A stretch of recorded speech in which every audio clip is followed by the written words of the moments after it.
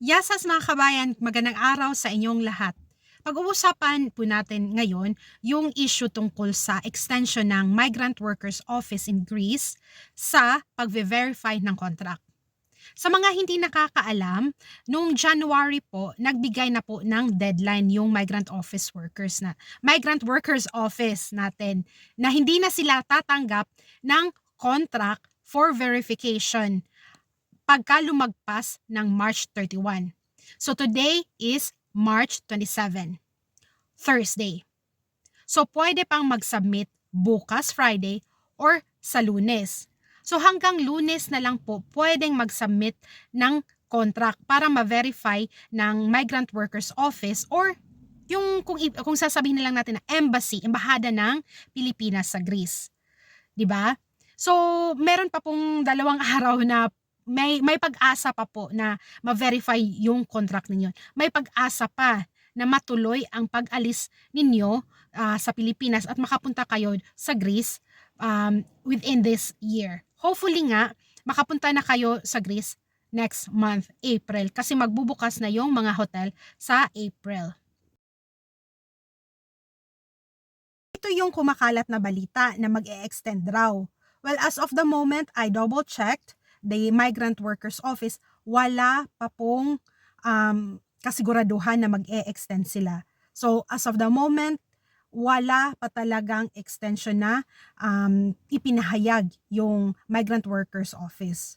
So, anong ibig sabihin nito? Pagka hindi nakapag-submit ng contract ninyo, ang inyong employer, ang inyong hotel, or ang inyong agency sa Migrant Workers Office sa Athens, kung hindi nila ibinigay doon sa opisina by Monday, hindi natatanggapin nila by Tuesday. Okay? So kung hindi na nila tatanggapin yung contract ninyo for verification, is hindi kayo makakakuha ng OAC or Overseas Employment Certificate. Yung OEC naman is kailangan po yan para makalabas sa Pilipinas. Lahat po ng OFW ay hinahanapan ng OEC pagka dating doon sa Manila International Airport or kahit sa anong international airport sa Pilipinas. So kung Davao, kung Cebu, yung sa bagong airport natin sa Clark, yung mga 4 na malalaking airport pagka lumabas kayo sa Pilipinas para magpunta sa ibang bansa as OFW, kukunin nila yung OAC certificate. So kung wala kayong OAC certificate, hindi kayo makakapag-abroad. Kung wala kayong verified contract, hindi kayo makakakuha ng OAC certificate. Yung problema sa verified contract ay para lang po sa mga nasa Pilipinas. Kung kayo ay nasa Dubai na at gusto nyo mag-cross country, kung nasa Hong Kong kayo or sa Singapore or kahit sa ibang bansa, is hindi po kayo maaapektuhan sa problema kasi hindi na po kailangan ng OSC or verified contract para makapagtrabaho kayo sa Greece. So para lang po sa ating mga Pilipino na nasa Pilipinas. Kasi alam naman natin kung gaano ka-stricto ang airport sa Pilipinas, ang stricto ng gobyerno natin. Ang dami-daming hinahanap na mga papel para lang makalabas ng Pilipinas. For example, ikaw ay nasa Dubai at meron ka ng visa. Hindi mo na kailangan ng verified contract or OAC or kahit anong document pa para makapunta sa Greece. Ang kailangan mo lang ay visa. Diba? So yan po ang malaking problema kasi sa mga Pilipino na nasa Pilipinas ay maraming hinihinging mga dokumento. Kaya po kung hindi kayo makakuha ng ministerial decision by tomorrow or Lunes, medyo tagilid na po. Medyo wala na pong pag-asa na makaabot kayo sa pagsasubmit ng employment contract verification. Ang problema kasi, yung mga hotel, yung mga employer sa Greece ay hindi nagve-verify ng contract hanggang hindi makakuha ng ministerial decision. Pagkatapos, dun pa nila isi-send sa embahada natin yung contract for verification. So yan po ang problema. Kaya parating tanong ng mga kabayan natin kung may lumalabas na ba na ministerial decision today, yesterday, ganun. Kasi sobrang bagal ngayon ng empleyado ng gobyerno ng Greece. Okay? Yung government workers sa Greece, yung nasa gobyerno mismo ang dahilan kung bakit ang tagal-tagal lumabas ng ministerial decision kasi understaffed sila. So sobrang bagal yung pag-decide ng government para magbigay ng ministerial decision. Pero hindi lang naman yan yung ang gobyerno ang kailangan nating sisihin kasi may kasalanan rin naman yung mga hotel, yung employer, yung agency kasi bakit last minute na nag-submit ng application para sa ministerial decision, di ba? Yung ministerial decision ay parang work permit lang yan na nag-a-allow sa employer na i-hire ka nga from Philippines para makapunta ka sa Greece. Bakit kasi late na late silang nag-send ng application? Kasi normally nagsisimula ang application for work permit is November. As early as November, pwede nang mag-send ng application for work permit or ministerial decision. So, kung ngayon lang sinend ng employer sa government, kung noong February lang, edi kaya delayed yung pag-a-approve, di ba? So hindi po lahat ay kasalanan ng gobyerno. May kasalanan rin po talaga yung mga agency at mga hotel or employer ninyo kasi bakit last minute, bakit late na late silang nag-apply ng work permit ninyo. Kasi kung maaga lang, di ba, gano'n naman yun, first come, first serve. Alam na naman nila na may delay yung gobyerno na sobrang tagal ng gobyerno, understaff ang gobyerno. So dapat inasikaso nila ng maaga, hindi last minute. Ang problema kasi hanggang January, February, nag-hire pa rin sila. Yung mga agency nag-hire hanggang February. So, kung na-hire ka ng February, malamang nag-apply ng work permit at nag-submit sa gobyerno, sa munisipyo ng Greece is March na. Ang bagal ng munisipyo sa Greece. So, hanggang ngayon, hindi pa na-approve. So, yan po yung dahilan. Huwag po nating i-blame lahat sa gobyerno ng Greece. Okay? Kasi may kasalanan rin po yung employer at saka yung agency ninyo na bakit nila dinelay, bakit sila last minute na nag-apply ng work permit.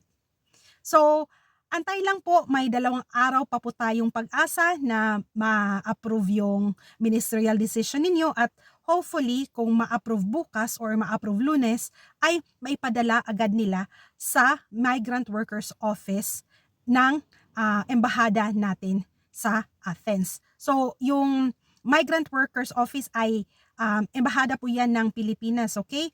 Gobyerno na naman ng Pilipinas natin ang nagve-verify na yung contract na ninyo ay valid at saka legitimate yung agency, yung employer ninyo at makatarungan yung sweldo na nilalagay sa contract. So kaya po kailangang dumaan yung contract natin sa Migrant Workers Office.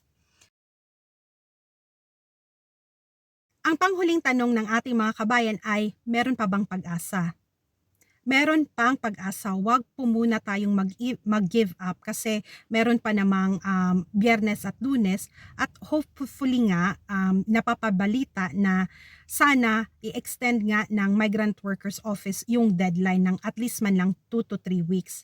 Kasi na lathala po sa newspaper na yung mga agency Flex Idea ay nag-request na po sa Migrant Workers Office na sana nga po ay i-extend. Nag-request na sila pero hindi pa po tumutugon. Wala pa pong announcement yung Migrant Workers Office. So mag-antay pa po tayo bukas at saka sa Lunes na sana mag-extend pa sila para mabigyan pa ng palugit na 2 to 3 linggo na tumanggap ng contract verification ang ating embahada. Ang last po na advice ko sa inyo bago ko i-end ang video ay wag po nating sisihin yung gobyerno ng Pilipinas, yung Migrant Workers Office. I totally agree with the Migrant Workers Office na maglagay ng deadline. Kasi ang nangyari po kasi the last 2 years, walang deadline. So nag-hire ang mga agency na yan. nagpadala sila ng late na ministerial decision, nag-apply late lahat. So, dumating sa embahada natin yung verification contract around May na. So, kung isipin mo, kung nag-submit sila ng contract verification May na, so, yung mga kabayan natin ay nagdatingan sa Greece June at July. Isipin mo, kung dumating ka sa Greece June, ibig sabihin magtatrabaho ka lang ng July, August, September, October, 4 na buwan. Hindi po makatauhan na 4 na buwan ka lang magtrabaho. Kailangan po talaga na 6 na buwan kang magtrabaho para hindi ka lugi. Para worth it naman yung pag-a-abroad mo, pagbabayad mo ng napakamahal na placement fee. So, nakita yan ng embassy natin at napagdesisyon nila na para mapangalagaan ang karapatan nating mga Pilipino na magtrabaho ng minimum 6 months. Isipin mo, 6 months lang po. 6 months lang. 6 months ka lang makakapagtrabaho. So, kailangan talaga na makaalis ka na sa Pilipinas April. Kasi, April. So, magbubukas yung mga hotel April. So, kung nakarating ka na sa Greece sa April, you have to give again another 2 to 3 weeks para mag-asikaso ng papeles. Kasi hindi naman na pagdating mo agad sa Greece is diretso ka nang mag-duty sa hotel.